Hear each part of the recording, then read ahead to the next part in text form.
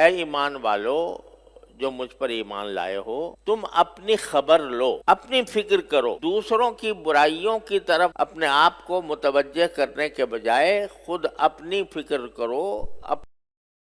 السلام علیکم، میرا نام حافظ حیدر ہے اور میں گزشتہ 13 سال سے گرافکس ڈیزائننگ اور T V commercial video ads اور سوشل میڈیا پر آن لائن مارکیٹنگ کی سروسز فراہم کر رہا ہوں۔ اگر آپ اپنے کاروبار کو سوشل میڈیا پر یعنی فیس بک، واٹس ایپ اور یوٹیوب پر آن لائن مارکیٹنگ سے بڑھانا چاہتے ہیں، کیا آپ چاہتے ہیں کہ آپ کے کاروبار کو لاکھوں لوگ جانیں؟ کیا آپ چاہتے ہیں کہ آپ کو ہزاروں نئے کسٹمرز ملیں؟ صرف ایک بار کے charges, lifetime publicity. Promote your business on powerful social media platforms, increase your sales, boost your business. تو جی ہاں، اگر آپ اپنے کاروبار کی سیلز کو بڑھانا چاہتے ہیں تو ہماری سروسز کو ایک مرتبہ ضرور آزمائیں۔ مزید معلومات کے لیے ہمارے واٹس ایپ نمبر پر رابطہ کیجیے 03004265 405۔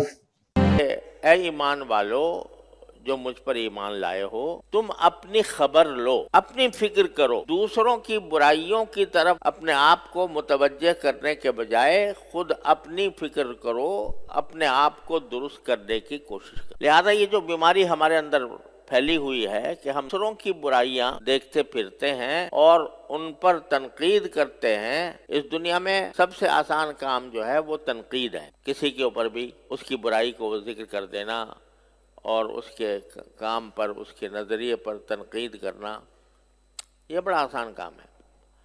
لیکن اللہ تعالیٰ فرماتے ہیں کہ اس سے تمہارا کوئی فائدہ نہیں ہے۔ اگر دوسروں کی برائی دیکھتے رہو گے اور دوسروں کی برائیوں کا ذکر کرتے رہو گے تو اس سے تمہارا کوئی فائدہ نہیں بلکہ نقصان ہے۔ نقصان یہ ہے کہ بعض اوقات وہ جو برائی تم کر رہے ہوگے وہ غیبت میں داخل ہو جائے گی۔ غیبت بہت بڑا گناہ ہے۔ کبھی وہ بہتان میں داخل ہو جائے گی کہ تم ایسی بات کہہ دو گے کسی کے بارے میں جو اس کے اندر، ایسی برائی بیان کر دو گے جو اس کے اندر نہیں ہے، تو بہتان کے گنہگار بنو گے۔ اور اگر کچھ اور نہیں تو کم سے کم وقت کا ضائع کرنا تو ہے ہی۔ کیوں؟ اس لیے کہ لا یضرکم من ضل اذا اہتدیتم، اگر تم سیدھے راستے پر ہو خود، تو اگر کوئی گمراہی کے راستے پر جا رہا ہے وہ تمہیں کوئی نقصان نہیں۔ ہر ایک کا عمل اس کے اپنے ساتھ۔ اگر کوئی شخص برا ہے تم سے اس کا کوئی تعلق نہیں ہے، سوائے اس کے کہ نصیحت کر دیا کرو، کبھی کبھی اس کو اللہ تعالیٰ کی طرف بلا لیا کرو۔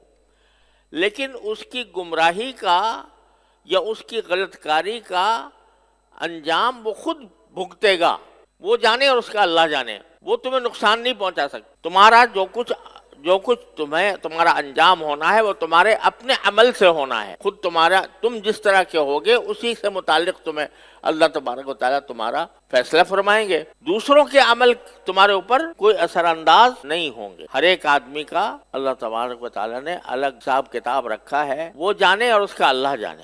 اسی وجہ سے کہا گیا ہے، ہمارے سارے بزرگوں کا یہ قول ہے اور یہ تعلیم ہے کہ کبھی کسی شخص کو دیکھ کر، چاہے اس کا کتنا ہی بدعمل کیوں نہ ہو دیکھنے میں، ایک آدمی شرابی ہے، کبابی ہے، فاسق ہے، فاجر ہے، تو اس کو دیکھ کر کبھی یہ نہ سمجھو کہ یہ ہم سے برا ہے اور ہم اچھے۔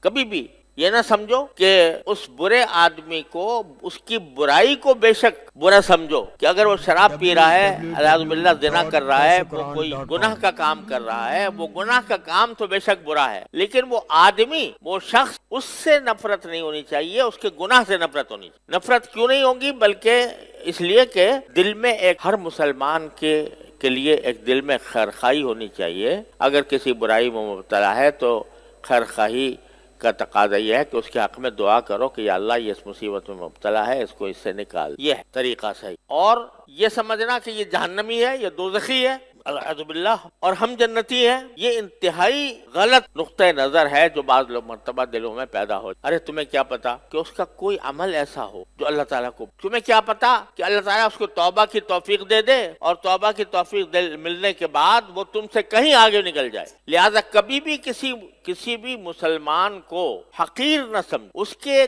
اگر گناہ ہیں، اس کے کرتوت خراب ہیں، اس کے اعمال خراب ہیں، ان اعمال کو بے شک برا سمجھو، وہ اعمال خراب ہیں، اور دعا کرو کہ اللہ اس سے ان کو نجات دے دے، اور یہ بھی دعا کرو کہ اللہ مجھے اس سے محفوظ رکھ، لیکن اس کی وجہ سے اس کی ذات سے نفرت، اس کی ذات سے نفرت کر کے اس کو جہنمی نہ سمجھو، یہ نہ کہو یہ دوزخی ہے، یہ جہنمی ہے۔ جہنم اور جنت کا فیصلہ تمہارے پاس نہیں ہے، جہنم اور جنت کا فیصلہ اللہ تعالیٰ کے۔ آپ کو واقعہ سنایا تھا کہ ایک شخص تھا کہ جو ساری زندگی گناہ میں گزری، لیکن کوئی ایک عمل اللہ تعالیٰ کو پسند آ گیا، اللہ تعالیٰ نے اس کی مغفرت کر، تو خدا جانے، اسی لیے حدیث میں فرمایا کہ العبرۃ بالخواتیم، اعتبار جو ہے وہ انسان کے آخری عمل کا ہو، مرنے سے پہلے اس کو کیا توفیق مل گئی اور مرنے سے پہلے اس کے کیس کیا حالت ہو گئی، اس پر فیصلے ہوتے ہیں اللہ تبارک و تعالیٰ کے ہاں۔ اسی لیے بزرگوں نے کہا ہے کہ ہمیشہ دعا کرنی چاہیے، اللہ ہمارا خاتمہ ایمان پر فرما، یا اللہ ہمارا خاتمہ اچھے عمل پر۔ نبی کریم صلی اللہ علیہ وسلم نے یہ دعا فرمائی اور ہمیں دعا کی تلقین فرمائی، اللہم اجعل خیر عمری